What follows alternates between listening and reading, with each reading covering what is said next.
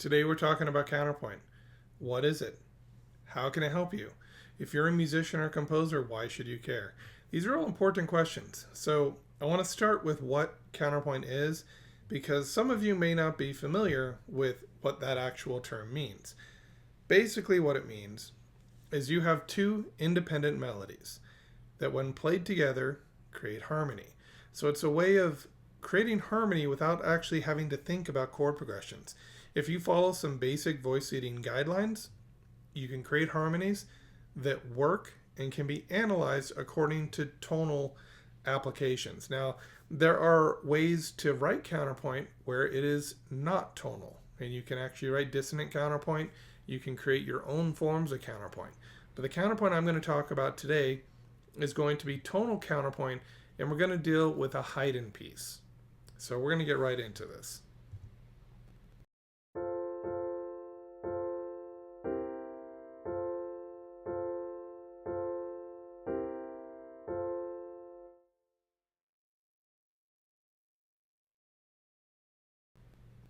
All right, so how do you go and take something like this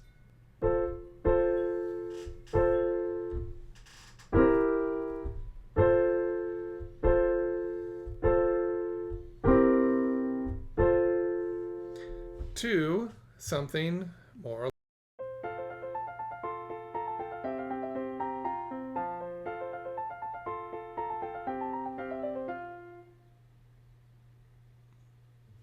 Okay, so if I were to ask you to sing the melody, a lot of you would probably sing this.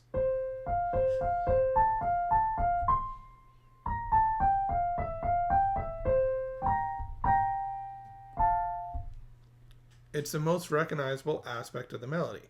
But there's a secondary melody going on here as well, and it's using intervals. So it's harmonic, but it's also a melody. So if I play this bottom part,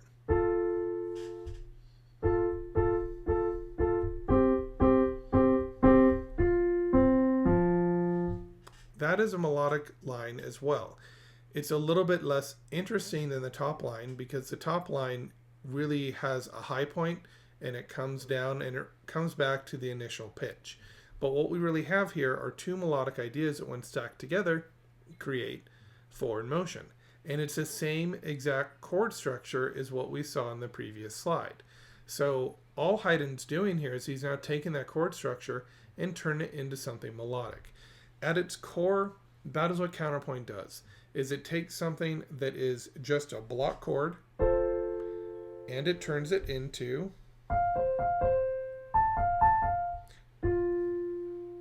those are all the notes of this chord. If I were to play it in root position, I'd have to have the F go up to a C, but essentially it sounds like that.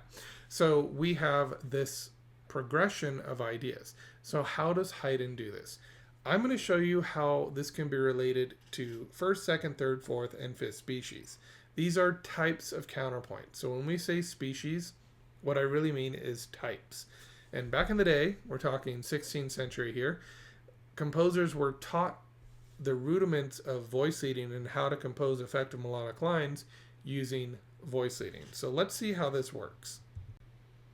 Okay, before we get there, counterpoint is sort of my mid-range course that takes you into form and analysis.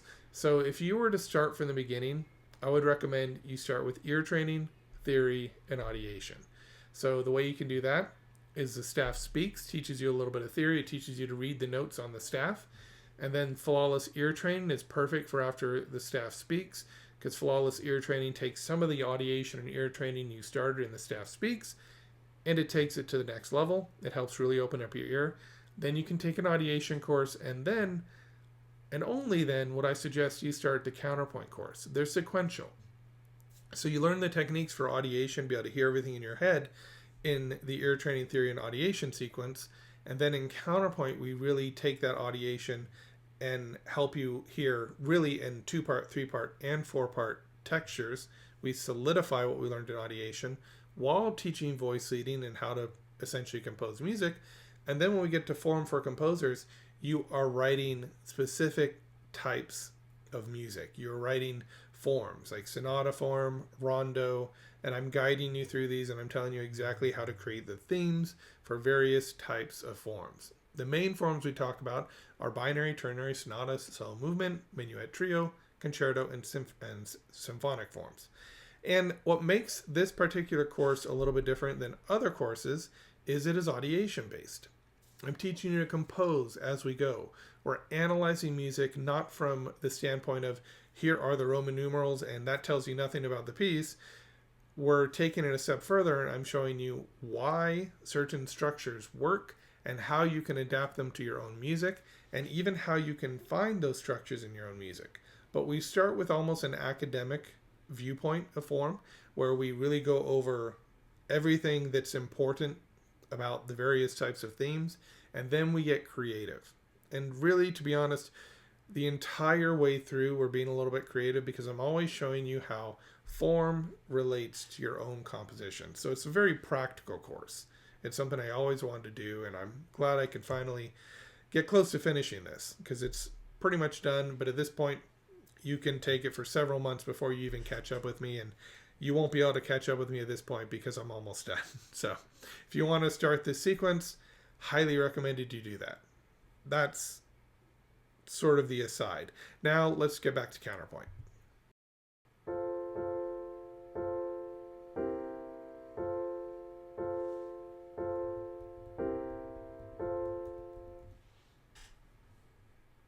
Okay, so we have this simple chord progression.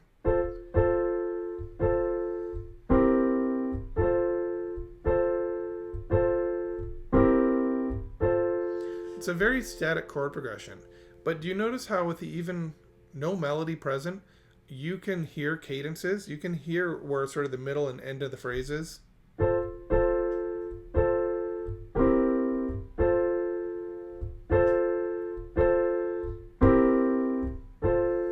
Okay, why does that work?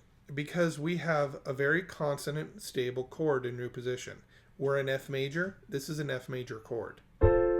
It sounds so stable. It doesn't have any energy. It's solid. It's powerful. It is rooted in the ground. It does not want to move.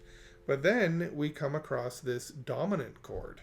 Now that one has some energy. And where does the energy occur? It occurs between the third, the E, and the B flat. Not between the C and the G. That's stable. So it is the middle and the top of the chord, the E and the B flat, and this could change depending on how you voice it, but that E and the B flat create this tension to resolve back to the tonic. The E wants to go up, the B flat wants to come down. So we end up getting this. Even without the rest of the chord, you can hear that tension and resolution back to the initial chord we started on. And in context, it ends up sounding like this. Now, one issue here is that you have parallel fifths. The E going up to the F, the B flat to the C. All this is creating parallel fifths. Even the C to the G, that strong fifth, you could hear it as going to the F and the C. So that would be one thing we want to fix. But what this is right here is a harmonic reduction. So in the harmonic reduction, I don't care about faulty motion, things like that. I just want to know what the chords are. And I put them in root position because that's how they're listed in the Haydn piece. So that's all we care about. Now, how do you take this and turn it into this? You take a simple chord progression and turn it into a really interesting melody. You'll notice in this first measure, there is not a single note in this measure that's not in this chord. Here, since we want stability at the beginning, we use all the chord members right here in this first measure. Now, Haydn is not yet ready to move past that tonic chord. He wants to give it to you for another measure, really establish it. So what does he do to make it interesting? He increases the harmonic rhythm in the melody. Went from just one chord in the measure to a repetition of that chord 4 times. Rhythmic motion. And then on top, he gives us some non-chord tones. So here, if the chord is F, A, and C, as we can see up here, F, A, and C, The C, the A, and the F are here. The G and the B flat are passing tones, and you can hear them. Dissonance, resolves. So we have these dissonances that resolve in a very strong and powerful way because they interact with the dissonance below them. Why does it work though? It's because of stepwise motion.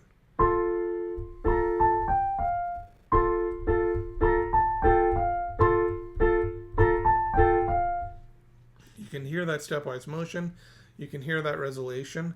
It pushes us forward and prepares us for the dominant chord, where again, we're only using chord members that are apparent in this dominant 7, the C, the E, the G, and the B flat.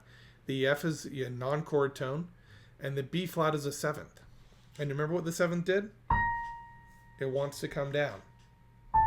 So hiding again creates more tension on the resolution by having this G and the B flat against the FAC. So he delays the resolution of the chord by 1 beat, creating more forward motion. So this B flat and the G actually both conflict with this chord because they don't occur in here. They create seconds, and seconds create dissonance. And he gets to resolve it on the offbeat. So then when we go into the next part, you'll notice when he comes to the same part in the phrase, he gives you a very clear single octave. So that makes it sound complete. So if I were to just play the last 2 beats, it sounds like it's closed. If I play that last measure, and then it just closes. And that's it. So how does he do this? He does this because he learned counterpoint. He learned voice leading. Let me show you an example. I'm going to completely make this up. This is live and not edited. We're just going to make some stuff up. There's going to be some dissonance, and I'm going to try and smooth the dissonance using stepwise motion. So here, B flat, B flat, A, that's stepwise motion. G resolves to F, stepwise motion. B flat to A, G to F, stepwise motion. See where I'm going with this? If we start with an octave, and then I hold the bottom pitch, and I move down by a third, that makes the top line come out. Now, if I move by stepwise motion in both voices, and I keep moving by stepwise motion,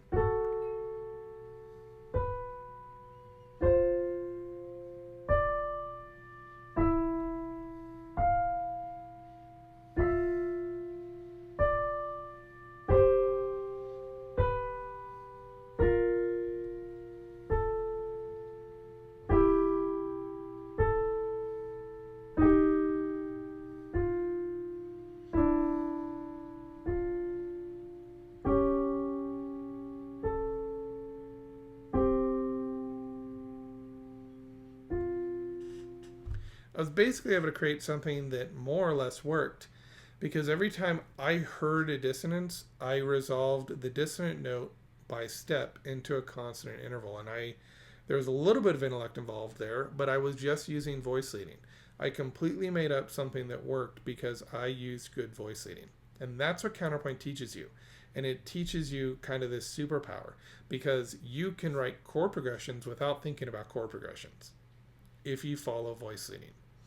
We all learn harmony, and I have students that will come in, they're like, okay, I know harmony, I know theory, I know every chord that I'm dealing with, and I usually think to myself, that's great, but it almost doesn't matter, because if you have good voice leading, those harmonies could sound amazing, or they can sound horrible.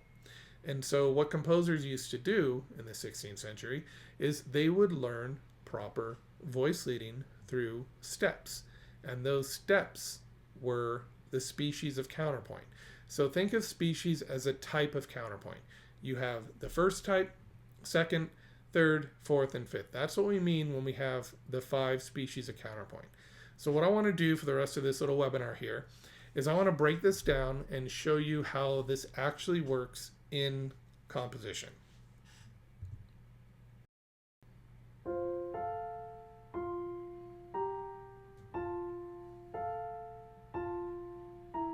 Okay, so this is a first species solution. What we do here is we take the chord progression that we've created, and we don't actually have to think about the chord progression. That's the secret of Counterpoint. But I'm showing you this to illustrate how you could use a chord progression and turn it into a contrapuntal idea, a more interesting idea. So we start with a fifth. And then we start and we choose chord members. You'll notice the A and the F in the next measure, they're both part of the chord. Same with the next measure. All these are part of the chord.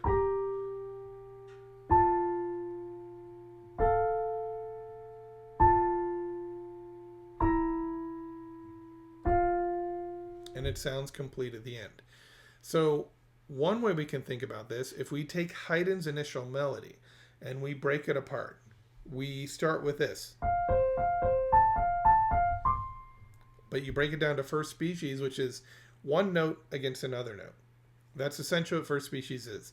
It's equal note values. So anytime one voice moves, the other one moves. And one thing about first species is you don't have any oblique motion. That means if one voice is staying the same, the other one gets to move against it. We don't do that in first species because it diminishes the motion. When you get into second, third, and fourth species, some rules change. But in first species, no oblique motion at all.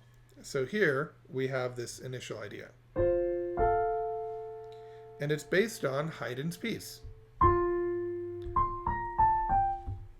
And you can create first species counterpoints if you can count to 8. And I teach you how to do this in my actual counterpoint course. So let's go ahead and look at what happens when we make it a little more complex.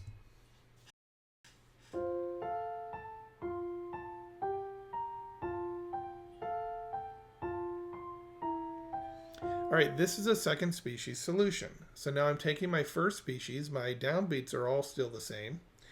And one thing about going from first species to second species is actually very hard to do because there are far too many skips in here. When we write a second species solution, we want to try and create stepwise motion as much as possible. We want to have 2 to 3 skips, maybe 1 to 2 leaps. There's guidelines. But we want to try and keep that stepwise motion going. But for illustrative purposes, we could say that Haydn took this step. So here we have the F and the C. We go up to the F here and the A. So this right here is the skeleton for, and then the A is, but if we have it in second species, it's 2 against 1, so we have to use quarter notes against half notes.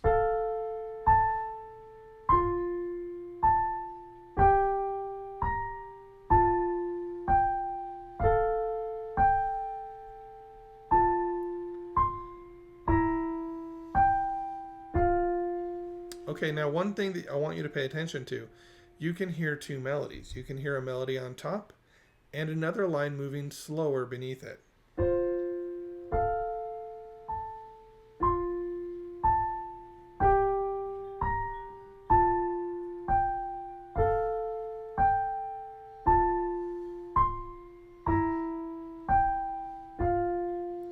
The melody on top is more interesting, but it does have one issue, which, you know, if we were to try and rewrite this, and even though Haydn does it, we have the same high point. So to make the melody feel a little more like it has more room to breathe, we generally want to only have one high point. So maybe we could do something like this.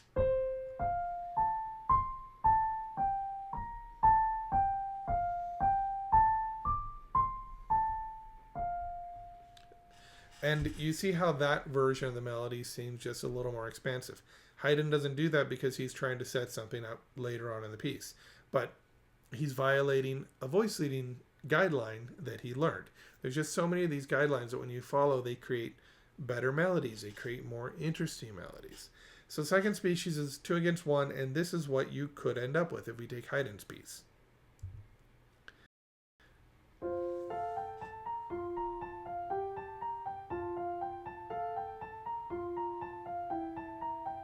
Okay, so now in third species, use 4 notes right here, 4 against 1. And again, what that allows when you have those different rhythmic values it allows one voice to come out and the other voice to come out, because we can now hear two distinct lines because they're moving at different paces. And so in a composition, one thing that you can do, if you have a moment of rest in the melody, that's generally where the other lines get to move. And that keeps the motion going, and it creates this nice counterpoint in the composition. But in third species, we just keep it to a strict 4 against 1. So we have, again, this perfect fifth in the beginning. And then we go back to the F.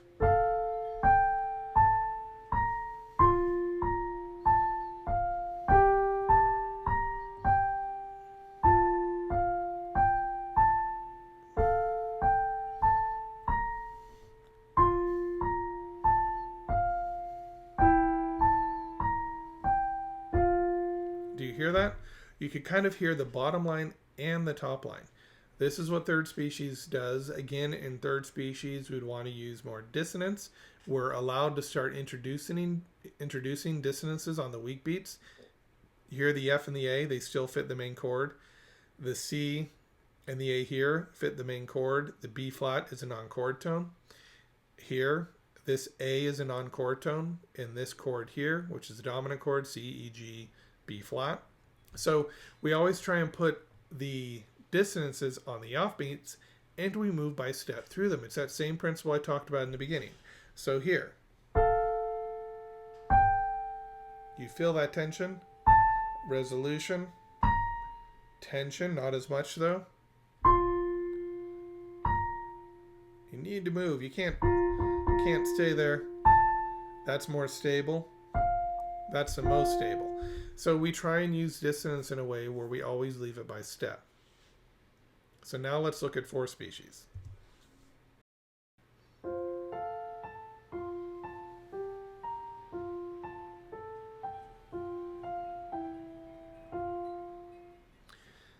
Same basic chord progression, but now what we're doing is we're introducing some suspensions, and I introduced them where Haydn had them. So we have something like this. We have your fifth,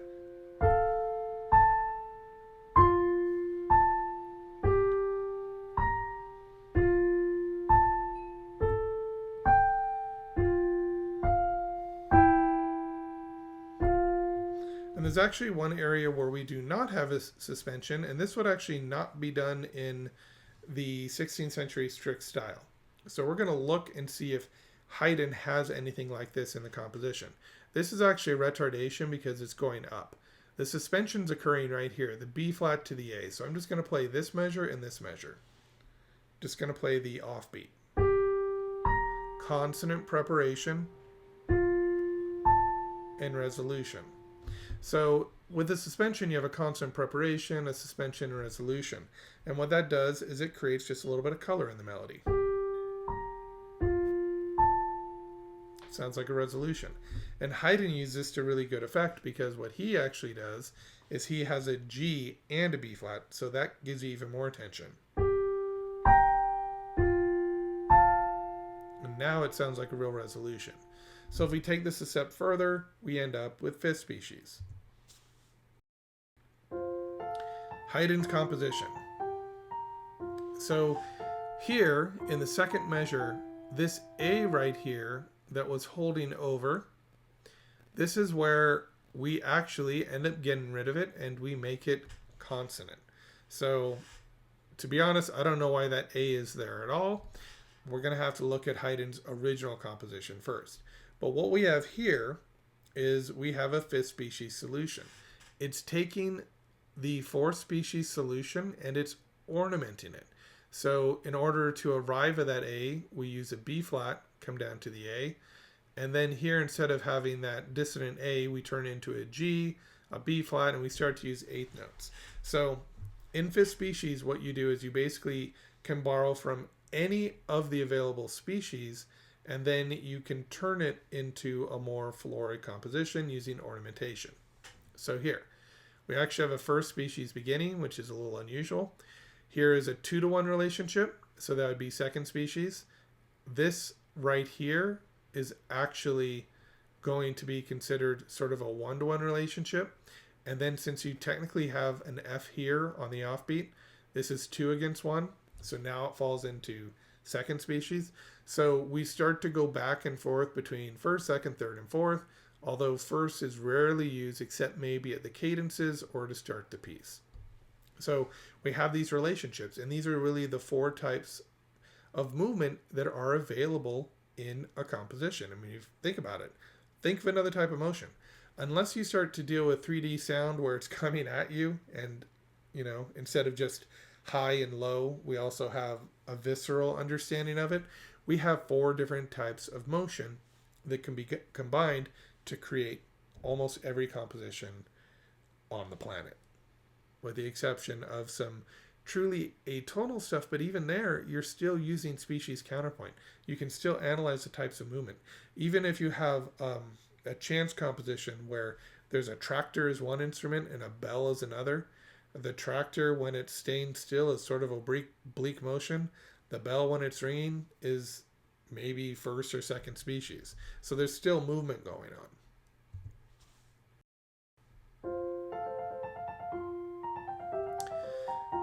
So what we have here is the final example. So Haydn took this basic ornamented structure from four species, and then he elaborated on it.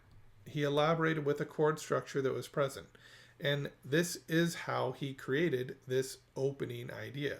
He really took the four species and composed. He composed everything out. We still have this kind of less than interesting lower line. So then Haydn comes in and he establishes a more interesting bass line. So we're going to look at that.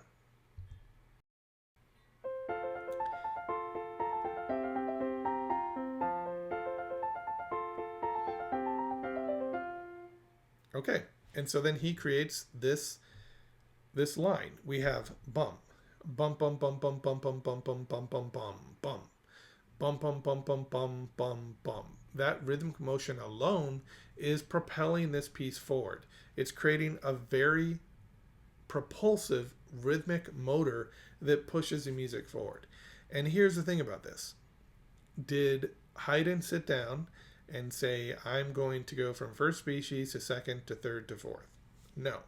He more than likely came up with a melody, but he was also highly trained in counterpoint. And the counterpoint became a part of his thought process. Good voice leading.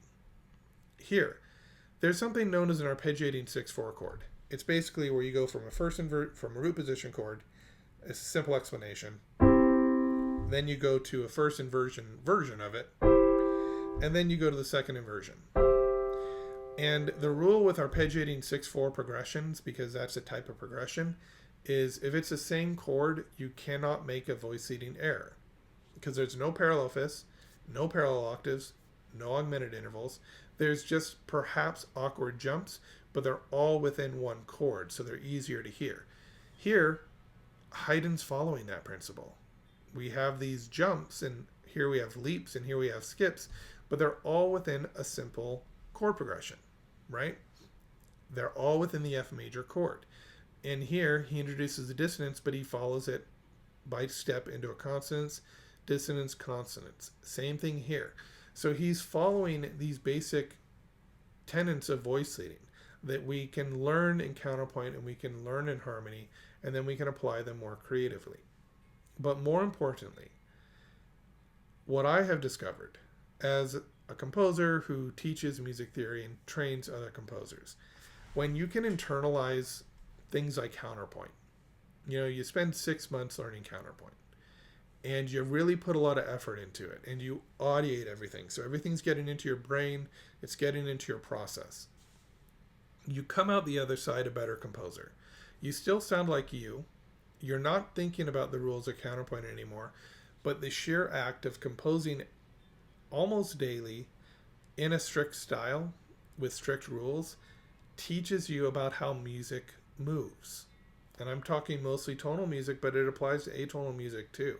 They're just the opposite rules in a lot of ways. I mean, tonal music and atonal music are more alike than people would like you to believe. A lot of times we say, oh, atonal music, it's just somebody banging around on the piano. But There's a lot of logic to it, and we can hear that logic if we develop our ears enough. So the idea here is that when you study counterpoint properly, you take it into your existence and you can learn to compose more effectively through that. So I hope that makes sense. Okay, we're going to kind of bring this all home now. What does counterpoint do? The best way I can explain this is when you study counterpoint, it's like absorbing a secret language of music, one that's worked in millions of pieces. At first, you diligently learn its rules and techniques. We're going to call that voice leading, harmonic balance, and how the interplay of independent melodies work to create a cohesive composition. Over time, these techniques, they become an integral part of your musical vocabulary. They seep into your subconscious. So when you compose, you naturally create richer, more layered pieces without having to think through each rule consciously. And this is really how it works. Let me give you an example. So imagine learning the grammar of your native language as a child. Initially, you work hard to form sentences correctly, but eventually poor grammar becomes instinctive. Counterpoint is going to work the same way. Instead of forcing rules externally into your pieces, the concepts become internalized. They come into your brain. What ends up happening is your inner musical voice is then enhanced by the clarity and the structure that counterpoint provides. So Haydn didn't think about counterpoint. He lived and breathed counterpoint, which is what you want to be able to do. This makes your compositions much more compelling and sophisticated.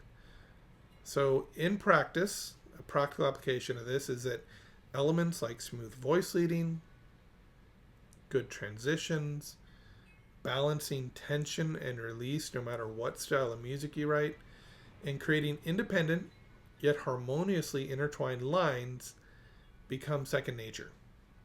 So the techniques you'll learn in counterpoint, they influence your creative decisions. And this is true whether you're writing a fugue, which is not a form, it's a contrapuntal technique, a simple melody, a ballad, a rock song, whatever you're writing, a symphony, or an experimental piece. It doesn't matter your style. You end up getting an inner reservoir of skills that naturally elevate your overall compositional style. And when you audiate in the process, you make it even stronger. So to summarize this, deep mastery of counterpoint, it doesn't just polish your technical abilities, it transforms your entire approach to music. With these techniques deeply ingrained kind of in your psyche, you're more equipped to innovate and express your unique artistic voice. And this internalization, you study, you internalize. Ultimately, that's what makes you a better, more intuitive composer. It's not learning theory and saying one chord goes to 4 to 5 to 1. Or one chord could go to 6 to 4 to 5 to 1. Or one chord could go to 1, 3, 6, 2, 5, 1. That's intellectual knowledge. Intellectual knowledge does nothing for you when you're trying to compose something new. What really helps you, because that just helps you compose something old. What really helps you is when you internalize this knowledge. How do you internalize it? You audiate. And I am telling you, just start now. Start audiating. You don't have to take courses.